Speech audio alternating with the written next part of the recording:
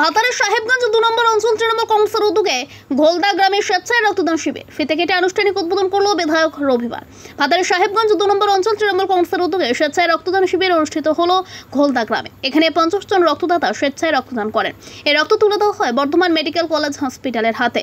এছাড়াও বেশ কিছু দুস্থ মানুষকে বস্ত্র বিতরণ করা হয়। যে সমস্ত ব্যক্তি রক্তদান করেন তাদেরকে একটি করে চারা গাছ তুলে দেওয়া হয়। এই রক্তদান শিবিরে উপস্থিত ছিলেন ভাতার বিধানসভার বিধায়ক মানগোবিন্দ অধিকারী, রাজ্য যুব তৃণমূল কংগ্রেসের সাধারণ সম্পাদক শান্তনু কোনার, ভাতার ব্লক তৃণমূল কংগ্রেসের সভাপতি বাসুদেব যশ, ভাতার পঞ্চায়েত সমিতির সভাপতি রূপালী সাহা সহ সাহেবগঞ্জ 2 নম্বর অঞ্চল তৃণমূল কংগ্রেসের সমস্ত নেতৃত্ব। ভাতার থেকে আমিরুল ইসলামের রিপোর্ট। ঘোলদা গ্রামে আজকে রক্তদান শিবির আছে আমাদের তৃণমূল কংগ্রেসের পক্ষ থেকে।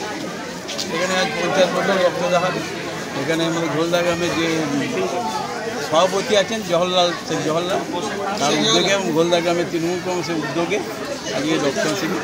এখানে প্রধান আছেন, এক্স প্রধান আছেন, সাতগোষ্ঠী আমাদের সভাপতি আছেন, আমাদের পঞ্চায়েত সমিতির প্রেসিডেন্ট, এই ওয়ার্ডের প্রধান, সকলেই উপস্থিত। হ্যাঁ, আমাদের প্রধান অতিথি বিল্লভ গ্রামের প্রধান সাহেব উনি আছেন আমাদের আজকে এখানে। এই উদ্যোগটা কীভাবে দেখছেন আপনি? উদ্যোগটা খুবই দরকার। এখন সাধারণ মানুষকে রক্তদানটা বিরাট দরকার। কী বার্তা দেবেন সকলের জন্য? সকলের জন্য বার্তা যে জাস্টিস সবাই চাইছি, আমরাও চাইছি জাস্টিস, কিন্তু ওই যে ছেলেটা মারা গেল তার জাস্টিসটা কে দেবে জুনিয়র ডাক্তাররা? তার মায়ের যে ছেলেটা মারা গেল অ্যাক্সিডেন্টে 2-3 ঘন্টা পড়ে রইল হসপিটালের সামনে, ওটা মাথা বড় হয়ে যায় সব বলে। উপস্থিত আছেন আমাদের প্রাক্তন প্রধান আছেন, তাকেও আমি শুভেচ্ছা ভালোবাসা জানাচ্ছি। তৎসহ যে সকল মায়ের আমরা দেখলাম আজকে রক্তদান শিবিরে, যে একজন মহিলা তিনি রক্ত দান করে এই অনুষ্ঠানের উদ্বোধন করছেন, এটা দেখে খুবই ভালো লাগলো। এরকম একটা পরিস্থিতিতে আমরা এই সামাজিক কর্মসূচি অত্যন্ত আমাদের মধ্যে শৃঙ্খলা এবং বন্ধুত্বের বার্তা দেবে।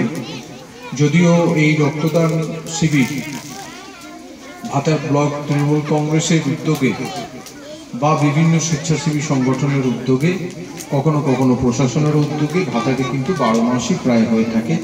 আমরা লাগাতার রক্তদান শিবির করছি। কিছুদিন আগে নিত্যানন্দপুরে মঞ্জুলাতে হয়েছে, এখন সাহেবগঞ্জ 2-এ ঘোলদাতে হচ্ছে। পরবর্তী সময়ে আমাদের আমার মন্টু বলগোনা বিভিন্ন জায়গায় কর্মসূচি আছে।